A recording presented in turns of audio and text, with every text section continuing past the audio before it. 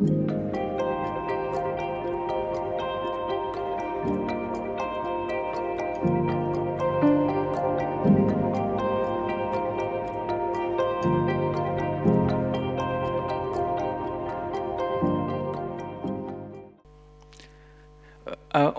a déjà accès en fait à un univers digital. Et cet univers digital, en fait, il comprend énormément d'outils possibles. Certains étaient déjà très largement utilisés, comme certaines formes de dossiers médicaux informatisés. D'autres beaucoup moins, à part en recherche, comme la réalité virtuelle ou l'utilisation des jeux thérapeutiques, des jeux vidéo thérapeutiques, ou la téléconsultation. Et puis, on a déjà à ce moment-là, au moment où la crise arrive, on a déjà une forte digitalisation avec la pénétration dans la population, auprès de la population des smartphones et des applications pour smartphones, qui sont des espèces de logiciels pour appareils mobiles, qui sont en fait des services digitaux, chaque application offrant un service ou une série de services spécifiques. Alors avec la Covid, il arrive quelque chose qui est une forme de stress dans le système qui met surtout à mal le système de santé et puis menace en fait toute l'offre de soins à la population. Et les gouvernements répondent différemment selon les pays, selon pas mal de choses, selon leur système de santé, leur culture politique. Et puis, il va y avoir une série de stress, ceux liés à la Covid elle-même, au stress et aux peurs liées à la Covid, au drame auxquels certaines personnes ont été directement confrontées ou leurs proches, mais aussi au stress lié aux réponses du système et à sa manière de réagir, qu'elles soient justifiées ou moins, mais ces manières-là ont aussi un coût. Les confinements et les difficultés économiques, les incertitudes liées à la semaine qui vient ou au mois qui vient. Et puis une des mesures phares en fait qui était considérée comme protectrice, c'est la distance sociale. Puis au départ, on disait une distance sociale imposée. Puis on s'est rendu compte au bout d'un moment qu'en fait, c'était pas très bien une distance sociale, puis qu'en fait, vu qu'on avait le monde digital à disposition, on pouvait offrir en fait plutôt une distance physique, c'est-à-dire tout en restant en contact. Ça va, Olivier? Tout en restant en contact en fait les uns avec les autres, socialement, mais pas physiquement. Alors vient le monde de la télépsychiatrie. La télépsychiatrie, en fait, on la connaît depuis longtemps.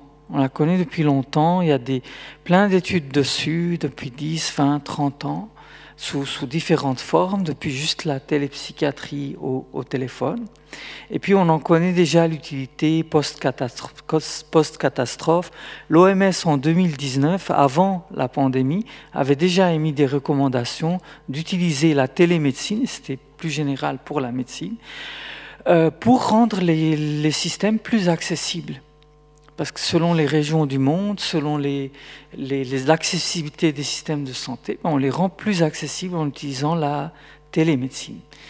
Et puis on a toutes sortes d'études qui évaluaient soit les interventions par télépsychothérapie versus face à face, les interventions médicales en direct versus face à face, psychiatriques en direct versus face à face. Ça, on avait déjà plein d'études, et toutes ces études, en fait, globalement, regroupées dans plusieurs méta-analyses, elles vont un peu à cette même conclusion qu'en fait, globalement, on est tout aussi bon. Le service rendu est OK. Et pourtant, en fait, l'offre est anecdotique. Malgré qu'on sait ça, malgré que les outils digitaux sont là, que l'évidence-base est là, que les recommandations de l'OMS sont déjà là en 2019, en fait, c'est très peu. Et en 2018, moins d'1% des patients de l'Ontario avaient bénéficié de télépsychiatrie. Aux USA, à peine 5% des psychiatres avaient donné au moins une consultation en télépsychiatrie dans l'année. Donc c'était vraiment une offre anecdotique malgré sa disponibilité et l'évidence-based.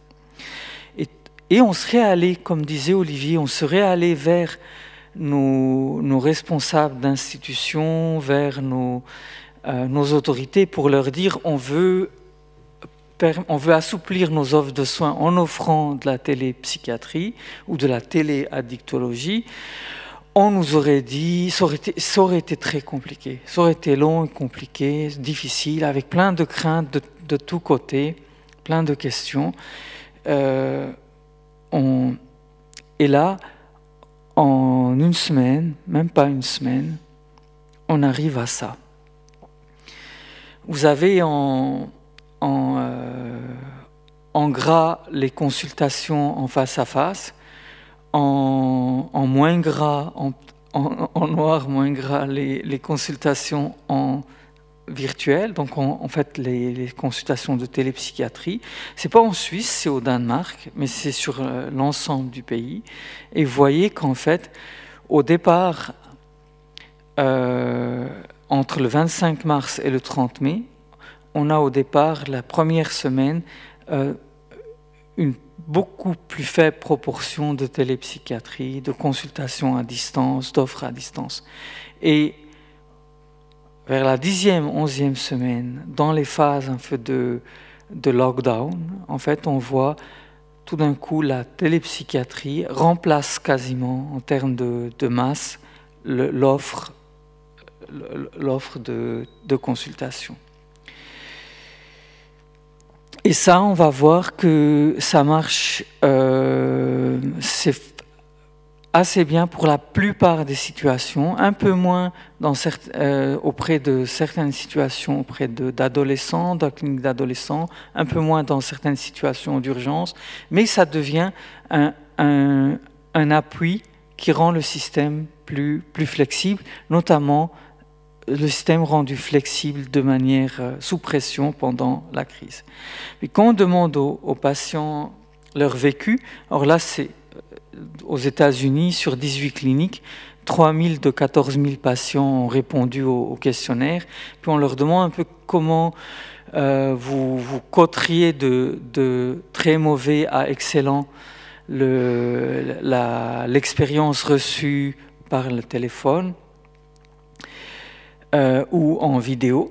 Et vous voyez qu'en fait, vous avez une majorité des personnes, autour de 70, un peu plus de 70%, qui vont les coter bonnes à très bonnes, et puis un pourcentage beaucoup plus faible, entre 4%, qui le considèrent mauvais ou très mauvais, comme expérience. Et puis si on leur demande à ces mêmes personnes si c'était aussi aidant qu'une consultation en personne, vous voyez que là aussi, on a une majorité autour de 60%, 70% qui le considèrent comme, qui sont vraiment d'accord avec l'idée que c'était bon, ou très d'accord avec l'idée que c'était aussi bon, et puis qui seraient prêts à le réutiliser. Puis là aussi, on a quand même quelque chose, un phénomène auquel il faut être attentif, c'est qu'on a autour des 15%, 10 à 15% des personnes qui sont plutôt pas d'accord ou vraiment pas d'accord avec ça. Donc pour qui l'expérience a été moins probante. Et ça rejoint, je sais pas pour vous dans vos expériences cliniques, mais ça rejoint quelque chose qui est proche de ma propre expérience clinique, qui est qu'en fait une partie des personnes, on voit que cette modalité de communication est plus compliqué, plus difficile soit à accepter, soit à utiliser. Par contre, pour la majorité, c'est une option qui est possible. Alors là, c'est la transformation, la première transformation qu'il y a eu pendant la phase Covid, c'est cette transformation télépsychiatrique. Après, il se peut qu'il y en ait eu d'autres, parce que les gens vont consulter probablement encore plus Internet. Il y a même eu des recommandations pour qu'ils utilisent plus les services digitaux dans cette phase, aussi les produits de divertissement digitaux dans cette phase où ils étaient plutôt en confinement. Et là se pose la question, on a déjà des applications pour la santé mentale ou le bien-être qui sont à disposition. Est-ce que la phase Covid change quelque chose à leur utilisation? Alors, on a plus de 3 milliards d'utilisateurs de smartphones dans le monde, avec une forte pénétration des smartphones. Vous avez ici les chiffres en Suisse. Vous voyez, jusqu'en 2022, à peu près 92% des personnes ont un smartphone. Ça nous évoque qu'en fait, il y a quand même autour des 8 à 10% qui n'en ont pas. Et il faut qu'on garde ça à l'esprit, parce que ça veut dire qu'il y a un bout de la population qui n'est pas digitalisé comme le reste de la population. Et les applications pour smartphone, c'est un grand marché avec plus de 10 000 apps de santé mentale, un chiffre d'affaires de plus de 5 milliards et une projection de croissance. Ça l'est parce c'est un grand marché parce qu'en fait, il y a une hypothèse que c'est un marché qui peut être très porteur parce qu'il pourrait atteindre les personnes concernées. Puisqu'en fait, on sait que dans la santé mentale et les addictions, en fait, les personnes qui ont accès aux soins, le taux des personnes qui ont accès aux soins est inférieur à ceux qui en ont besoin de loin. Du coup, comme beaucoup de gens ont des smartphones, les applications pourraient être une porte d'entrée ou une aide. En plus, comme ils les ont 24 heures sur 24 avec eux, ça pourrait être des moyens d'aide dans le milieu. Et du coup, aider à la personne quand elle en a besoin dans le milieu. Si on arrive à le faire, alors peut-être qu'elle apprend un peu mieux que le bénéfice est plus important ou que l'intégration des soins en milieu naturel avec ces soins digitaux pourrait être un plus. Alors qu'est-ce qu'on sait de l'adoption des apps pour la santé mentale? En fait, les résultats avant la Covid sont assez mitigés. Ça veut dire qu'en fait, on sait qu'il y a beaucoup d'apps, mais est-ce que les gens les adoptent vraiment? Il y a de plus en plus d'études là-dessus, avec des effets plutôt minimes, mais encourageants. Alors, le grand public, est-ce qu'il adopte les apps pour santé mentale? Certaines études avec des échantillons auto-sélectionnés petits tendent à montrer que oui. Des études sur des échantillons représentatifs ont des résultats beaucoup plus mitigés sur cette adoption, en tout cas dans une des études en Allemagne. Alors on s'est dit, on va regarder en fait l'utilisation des apps pour la santé mentale et le bien-être sur une population représentative d'une population pour des questions et on va regarder comment ils utilisent les apps pour la santé mentale, comment ils utilisent en fonction de l'utilisation, en fonction de leur état de santé mentale, de l'utilisation des smartphones, de l'addiction au smartphone et de la Covid-19. Pour des questions pratiques et dans notre collaboration, en fait, on a travaillé avec une équipe aux États-Unis. Donc, on a fait un échantillon états-unien, un échantillon représentatif d'environ 2000 personnes entre 18 et 76 ans. Avec des questionnaires en ligne, en fait, on leur a posé des questions socio-démographiques. On a regardé l'usage du smartphone, le temps passé, une évaluation de l'addiction au smartphone et puis une évaluation de la symptomatologie, psychopathologie sur les grandes lignes du DSM-5, avec des mesures comme la question relative à la Covid. En fait, on en avait qu'une, parce qu'au départ, on s'est dit on va regarder si ça a changé quelque chose, mais au départ, nous-mêmes, on n'avait pas en fait une idée très claire de ce que ça allait donner. On leur a juste demandé est-ce que leur usage du smartphone s'était modifié pendant la crise Covid. Et puis on leur a demandé s'ils utilisaient des apps pour vérifier un état mental, pour vérifier un diagnostic ou un état mental, pour traiter une condition mentale ou pour le bien-être mental. Et ce qu'on vous pensez aux États-Unis, combien vous diriez le taux de personnes qui utiliseraient des apps pour la santé mentale? On ne sait pas pour dire combien de fois elles les utilisent, mais qui les utiliseraient. Quel serait le pourcentage que vous imaginez de personnes qui les utilisent?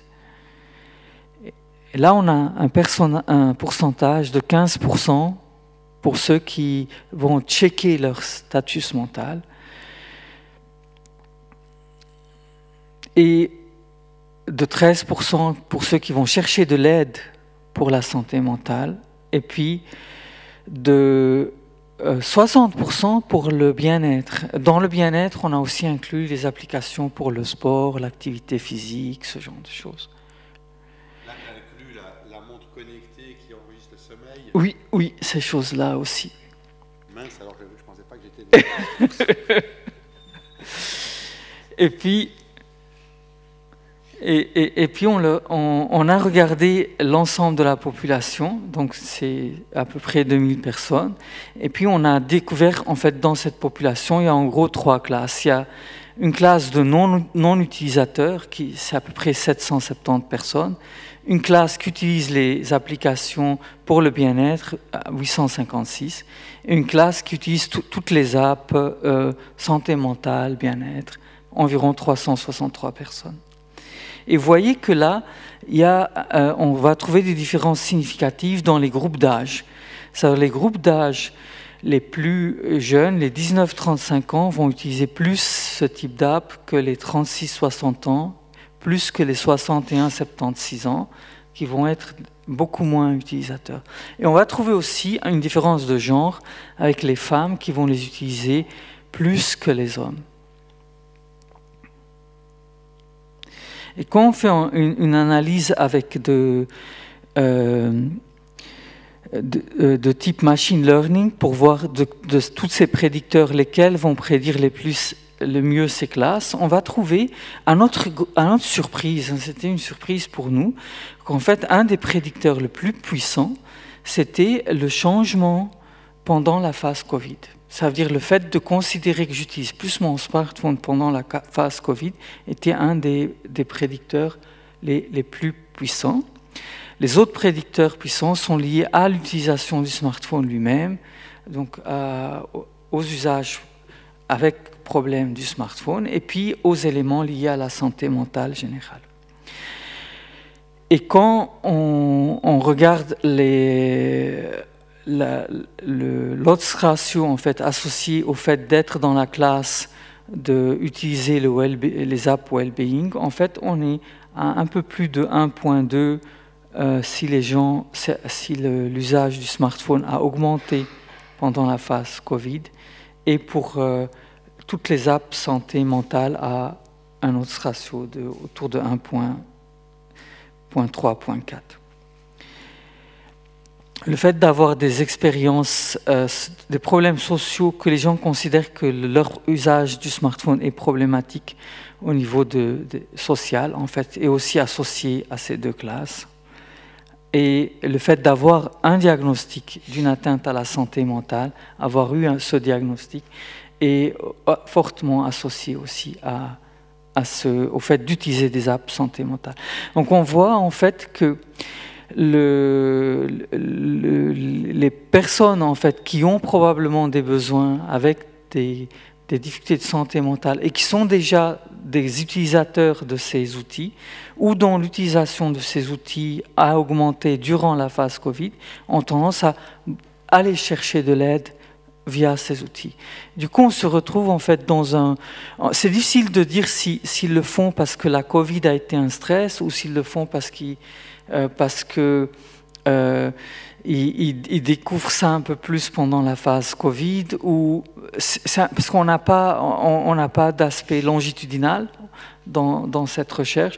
Donc on peut juste dire qu'il y a cette association et qu'au fond, les personnes concernées par les questions liées aux troubles mentaux vont rechercher de l'aide, et vont rechercher de l'aide aussi dans les systèmes digitaux automatisés comme les apps, et que notre système aussi a pu s'assouplir en offrant une offre digitale de télépsychiatrie.